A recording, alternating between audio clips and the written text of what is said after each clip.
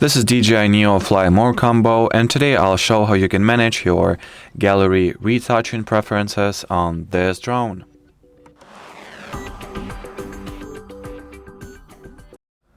So to start, you will obviously need to launch the gallery itself by looking below shutter button and tapping at the icon you'll find there.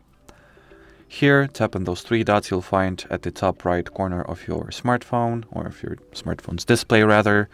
And here, as you can see, you can separately change the preferences for video retouching and photo retouching. So things that you can switch on or off are skin effects or body effects.